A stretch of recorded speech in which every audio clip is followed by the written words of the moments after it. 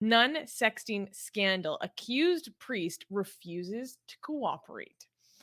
An unfolding scandal involving an American priest, Father Phillip Johnson, and Reverend Mother Superior Teresa Agnes Gerlach, due to allegations of an illicit sexting relationship. Well, Johnson, suspended and not cooperating with church investigation, remains tight lipped about the situation. Gerlach has openly acknowledged their relationship. However, she insists that she upheld her chastity vow, despite revealing that their communications grew increasingly intimate over time. During a court hearing, she candidly admitted, quote, he and I were writing to each other often, and we just got very close, and that's when it happened. She further revealed that on two occasions via video chat, they committed unspecified sexual sin. Gerlach, who met Johnson in 2020 when he visited her monastery in Texas, is now suing the church for $1 million for alleged defamation and illegal confiscation of her property, mainly her cell phone and electronic devices, while concurrently battling serious health issues. Father Johnson's priestly faculties, meanwhile, have been restricted as his status remains under scrutiny, a stark contrast to his previously inspiring journey to priesthood following a miraculous recovery from a brain tumor in 2008. Okay, so let me give some background. First of all, we have this priest. He, I believe, is in like his mid to late 30s. And he became a priest because he survived, miraculously recovered from a deadly brain tumor. And then after he survived his brain tumor, he committed himself to the priesthood, right? He was traveling and he met Mother Superior Teresa down in Texas. Now, Mother Superior Teresa, she is about 43 years old and she is restricted to a wheelchair and she also has to use a feeding tube and she has some pretty serious health issues. And they met and I believe they only met once, but they got each other's contact information and they started communicating. And apparently, this involved some sort of impropriety, shall we say, of some kind, some unspecified sexual sin. And I'm sorry, I'm so stupid. Um, and so I don't know. Somehow this got exposed. Somehow this came out of the woodwork, and their superiors started to get involved and started to call them out. And so there was a situation where this Mother Superior Teresa, she is a recording that came forward in court, a 40-minute long recording where she is talking to a bishop that is above her in rank. And she admits in this recording once or twice to breaking her vow of chastity. And so she has been relieved of her duties. She has been removed from her offices because they say that she has broken these vows, committed these sins. And she is saying in her defense, because somehow this turned into like a civil case, um, and there's like rulings going back and forth in the court right now about whether this will remain just an internal church matter or whether this actually needs to go to like public civil court. Um, she is saying that she only admitted to those things in her recordings because she had some very serious seizures previously. And that because of these seizures, she was not in her right mind when she was speaking to her superior who recorded her on tape making these admissions. And then the superior is coming back and saying, if you're saying that you had these lapses in judgment because your health, not because of your own um ill judgment, but you did this because you were so messed up from your own health issues that you didn't know right from wrong or were less able to make these accurate judgments in compliance and infidelity with your vows, then that itself is a reason why we should remove you. If your health is that bad, that you make these mistakes, and then you're going to say that you attribute your health issues as to why you made these mistakes, then you should be removed from your duties because clearly you're not competent. And so now they're like going back and forth, and now she wants to sue the church for defaming her character and all this stuff. But Armin, what do you think about this escándalo going down in Texas? I think if they did the same thing with children, then they would have been kept in the church. I think that was their mistake, that they Oh were my doing god. this with. I think the church would have been defending them and making sure that they keep their jobs if And this keep it a interaction secret and was keep with. it out of the public eye? Yeah, I Yeah. think that's where. Uh, I think Oh the no. mistake that they made is that they did it with consenting adults. I think that was their Oh problem. no. Yeah. Yeah. Yeah. Yeah. Here's the thing. I wish I could say that you were like wrong, Right.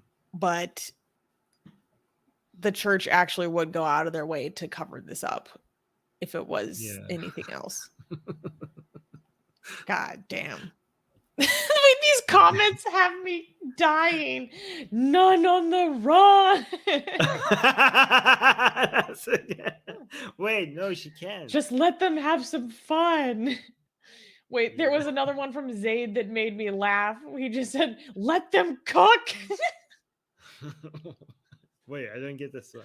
Meaning let them cook is a way of saying like let them go on, they're fine. Like when if your friend is like dancing or something and they're just like killing the dancing, you're like, yeah, like let her cook, let her go. um oh my Lucifer Christ is saying she had a nasty habit. Okay. I'm loving the puns, guys. Yeah. Yeah, no, there were so many people. Actually, no, Armin, please scroll down because D included some good comments. Yeah, yeah, yeah. This Um, is them. This is him. no, that was the He said bishop this. that fired her. Oh, okay, Yeah, okay. but someone replied on Oh, Twitter saying at least they're both adults. yeah, exactly.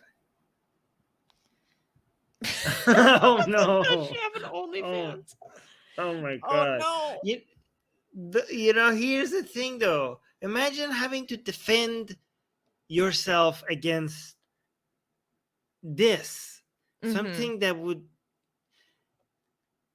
like, imagine how difficult must be to live. Like, you're just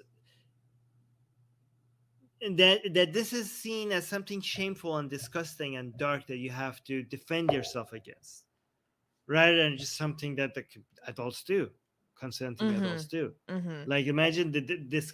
I mean, I can't imagine as a Catholic the amount of shame and disgust that she has to deal with right now. That all of I this is can. public in the open. You can you can I can. imagine that. but I mean, like, I imagine for a Catholic, she must be going through her own personal hell right now. That this is being discussed publicly. Like, she's Catholic, she must be. This must be pure suffering. I mean, Yo, I feel actually really bad for her. I genuinely feel really bad for her. I would be devastated. I would be yeah, beyond devastated. If I deal with a yeah, level of devastation just like talking about the fact that I have sexual desire and I'm like a normal person that hasn't committed myself to religious life and seclusion, like I can't yeah. imagine what she's going through. Like the level of shame would be horrific. I think it would. I think I'm guessing she would prefer physical pain over what this is. What's Easily. going right now? Oh, well, Yeah, also she's Catholic, so definitely yes. yes, yeah, yeah. Okay. uh, Oh, look at this. Read this comment.